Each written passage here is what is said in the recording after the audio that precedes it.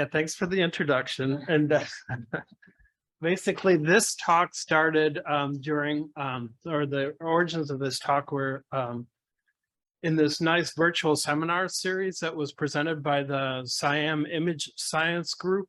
So all these videos, by the way, are online if you want to see them. But basically what happened during the pandemics, I watched this video, Convergence and Non-Convergence of Algebraic Iterative Reconstruction Methods by Christian Hansen and his group. And this ended up being a very interesting talk for me, and basically talked about various algebraic methods. And in particular, he talked about this unmatched, or doing image reconstruction with unmatched projectors in a mathematical way. All right. And at the very end there, you can see that he said he has ready to use implementation. Ready to use implementations for the CT community. All right, so then that was based, since I was the CT guy watching this talk, I had to then like give this a shot. And so that's was the origins of this work that I'm presenting today. All right, so this is an old problem. All right, this idea of using unmatched projectors and back projector pairs in iterative image reconstruction. So here I have a title from Larry's paper from more than 20 years ago. But the new thing here is the idea of using this GM-res algorithm for addressing this problem in a mathematical way. All right, so here, let me go through some motivation. So say we have a linear image reconstruction model where A is our projection matrix, X is the image, and B is the sinogram data. If we want to do image reconstruction by the least squares method, then you just like write out that least squares potential. And then whatever algorithm you do is probably using some form of the gradient to get to the minimizer of this potential. And so there I've written the expression for the gradient there, which involves not only the projection matrix A, but its transpose, A transpose. All right. And so, but lots of people have been doing this type of reconstruction with unmatched back projector pairs. So, for example, you might calculate the forward projection by the ray-driven method and do back projection with pixel-driven back projection. So there's a few reasons why you might want to do that. One, it has a little bit of a regularizing effect. And the other thing is efficiency. So maybe it's more efficient to implement a pixel-driven back projection than forward projection, or even if, say, you have a super complicated forward linear model, then you can use a simple back projector that's unmatched. There's also, you can have B be a preconditioner. And even though I'm only talking here about linear systems, even if you do nonlinear optimization, oftentimes one of the major steps in a nonlinear optimizer is a linear solve in the middle. So it could have some relevance there. All right, so let's get a little bit deeper. So here's our least squares problem. Again, so probably the most common way to directly solve the least squares problem is use the conjugate gradients algorithm. All right. So the conjugate gradients algorithm solves this equation here, Sx equals V, where S is a square system matrix. So how do we get a square system matrix out of this least squares problem? If you do that least squares problem, what you're doing is you're solving the normal equations, which are written here, which is A transpose AX equals A transpose B. So even if A is not square symmetric, A transpose A will be square and symmetric.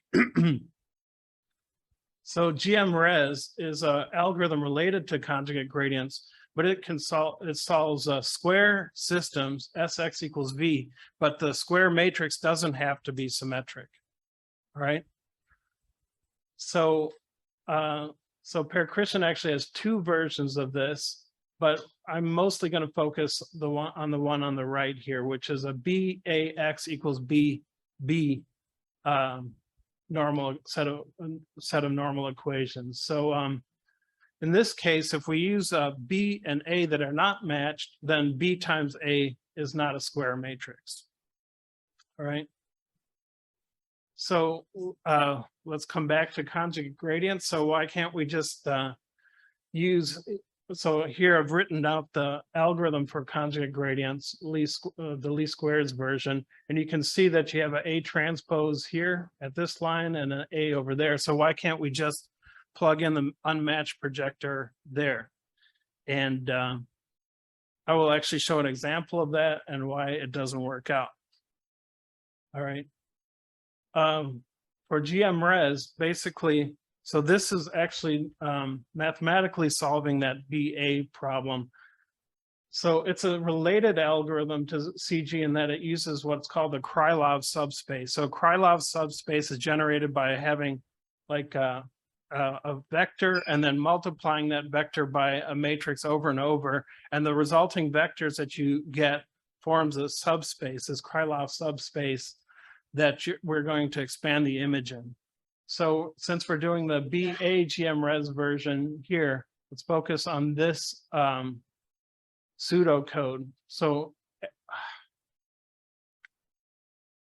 all right, where the hand is there, that's the key step for generating the basis vectors for the image. So you see there's a Q equals BAW. So W are going to be our basis vectors. And what we're going to do is hit it repeatedly with BA. So BA is a square non-symmetric matrix.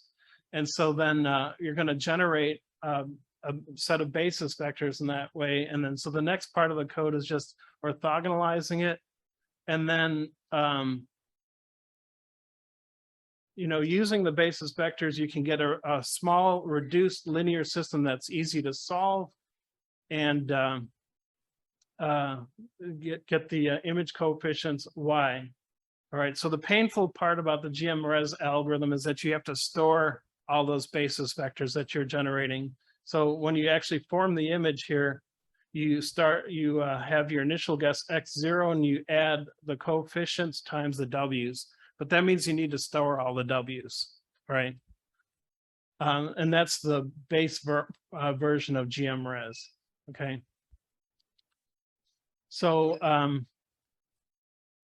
there's also this AB version where you write the image as a back projection of a sinogram, but I'm not going to do that on the numerical example, so I won't really get into that. So let's see how this works in practice. So here I just have a test problem. It's the actual CBCT data set taken of a quality assurance phantom. It's actually a veterinary cone beam CT.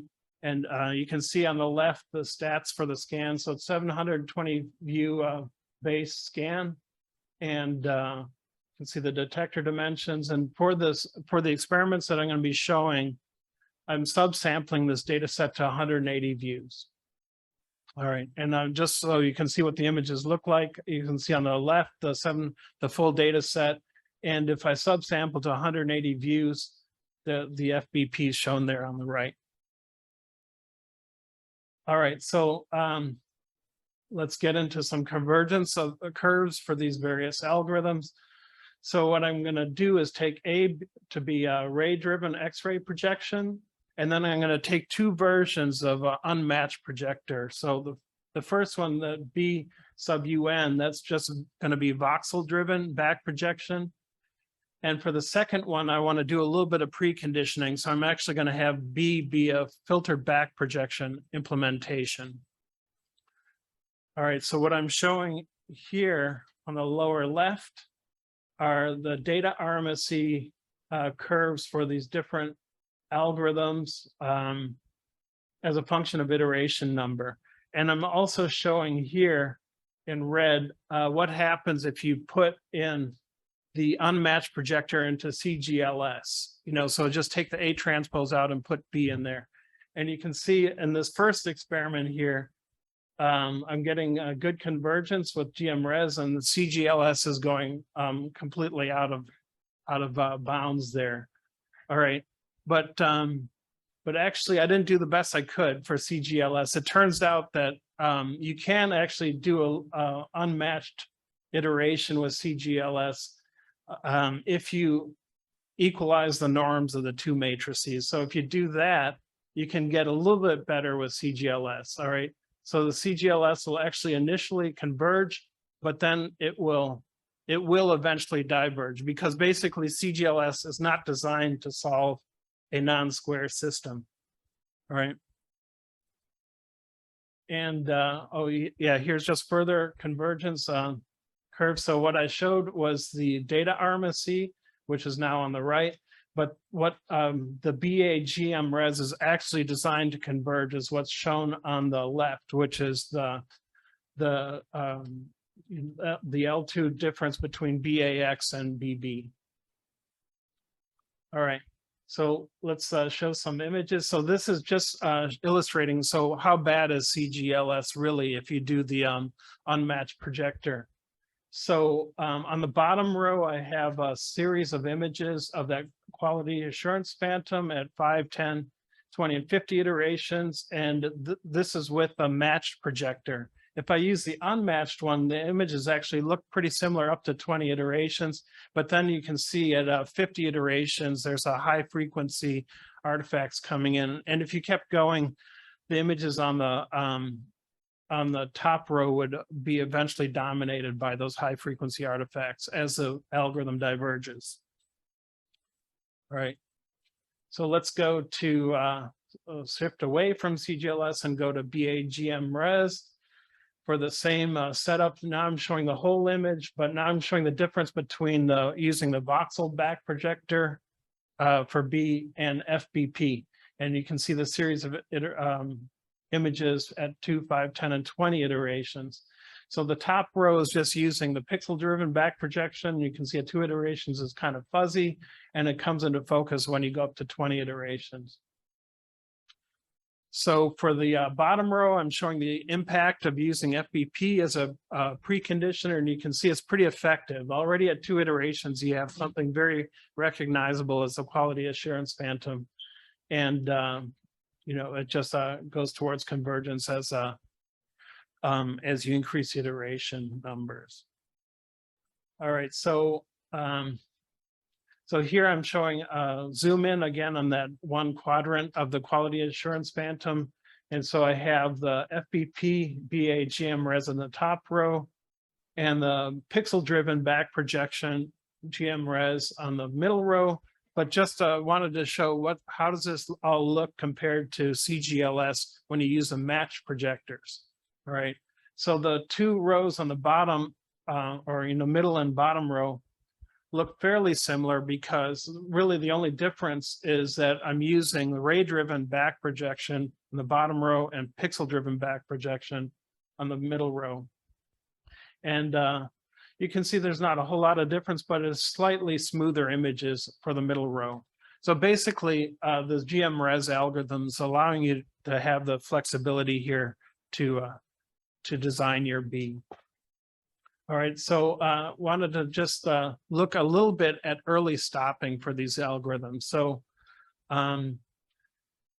So since I'm doing image reconstruction from 180 views, I can use the 720 view as a reference, the 720 view image as a reference. And so what I'm showing here are the image RMSEs of the iterates compared to the 720 view FBP. And the blue curve is using the preconditioner, and the black curve is just using the pixel-driven back projection. And you can see that you clearly in the FBP image that you have a minimum there, that if you keep iterating, you start to diverge away from the reference image. And you actually have the same thing in the black curve, but it's just a little bit harder to see. And so, oh yeah, Per Christian also has some more detailed paper about early stopping. The references there if you're interested to look. But anyway, I just wanted to show in this slide, what do the images look like at the different stopping points? So for comparison, I have the 720 view and 180 view FBPs in the top row. In the bottom row, I have the images that were closest to the 720 view FBP for both the pixel driven and the FBP image at And you can see that occurs at iteration 4 for the FBP preconditioned image and at iteration 29 for the voxel driven. So yeah, that's the last result I wanted to show. So basically, what GMRes does for you provides a principled mathematical way to deal with unmatched back projectors. So future work is going to focus on restart. So restart's kind of important for this algorithm because to avoid having to store all the basis vectors that you need for GMRes. Anyway, thank you for your attention.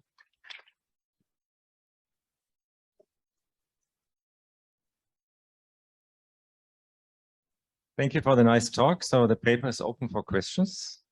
Yeah, nice work. Did you have image regularization in this work? And does that make some of the differences between CGLS and VA-Res go away? That's a great question. So in fact, I did not have regularization. The only regularization here was from the early stopping or from actually using the unmatched projector. That also affords regularization. But this method can be used for any linear problem. So you could include quadratic regularization with this method. Okay, very good, Julian. It's very good work. I have 2 points to try to get your opinions. First one, did you try noise-free cases in these comparisons? That's a good question.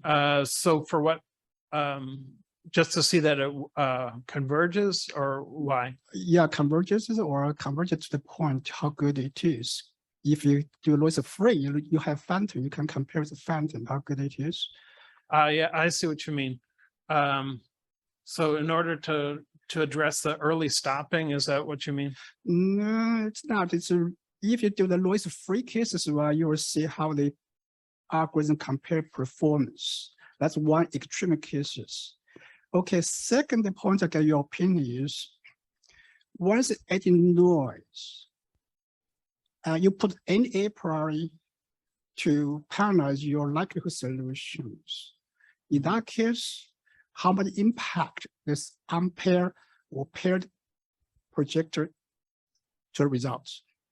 Wait, I'm not quite sure I follow. So what does it impact? So now when you're adding noise, like your case, right? And did you try NA priori? I imagine the A priori penalty into this process. Once you put A priori into process, did you show us how much impact they paired or the matched or matched projectors? Oh, I see. So I just got 2 comments. One is extreme case for noise-free. Right. That gave us the algorithm performance in one extreme cases. And now it's noise cases. So for me, I think if you have something results that show us, it's very good. I think for noise-free, you don't get a priori. You just like a function give you perfect results. When the noise wise, you have to deal with a penalties. So with the penalties, there was impact in your matched or unmatched projectors. Right. Anyway, just 2 points. No, I got you. This paper was just meant to demonstrate the method. It wasn't no way any kind of optimal implementation here. That's for sure. All right. Yes. Thank you. Thank you for this very nice talk. I want to just I have a question related to the first question. This problem, when it's not regularized, most of the time it doesn't have one unique solution, does it? My question would be, doesn't it always make sense to regularize this problem somehow? Yeah. Okay. Right. So if for the situation that I was doing with 180 views, you're right. It's it's a underdetermined problem. But so what that means in this case is that you're going to get a different image depending on what your starting image is. And so I didn't specify that in the talk. And so I started with a 0 image here. But if you specify the starting image, then what will happen is that you're going to get you're going to converge to the image in the solution space that's closest to whatever your starting image is. Okay. So just a short follow-up on that, because if you have an unmatched back projector, I guess the behavior of the CGLS could be related to exactly this. So if your unmatched back projector can generate structures that your forward projector cannot detect, I guess. I was thinking this is probably these high frequency structures that you see that look like noise and cause the. Are you talking about in the CGLS or the GMRes? The CGLS. Oh, I see. Oh no, but so CGLS will always see. So what you're saying is when you have these high frequency things like at 50 iterations and those blow up, yeah, that this might be an impact of the projectors or whatever. But really what's going on is CGLS just is not able to solve that problem on the right. It's designed to solve the one on the left. And so what GMRes is doing, it is a solver for that problem on the right. All right. Thank you very much. So one quick question, please. Thank you. How would you factor in spectral information? Factor in for your reconstruction?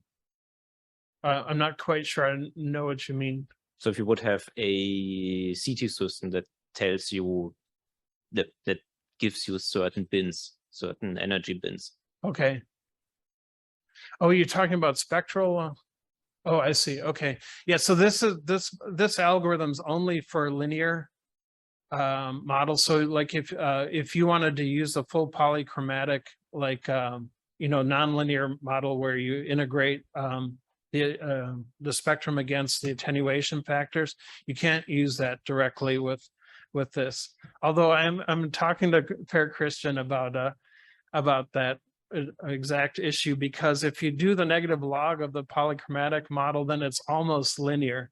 And actually have tried to just for fun, just take that A matrix and replace it by the nonlinear or nearly linear spectral model, and it does actually sort of converge, which but I don't want to say too much about that because we're walking into mushy territory there. It's not mathematical. So all right. Okay, thank you. Okay, let's thank the author again. Thank you.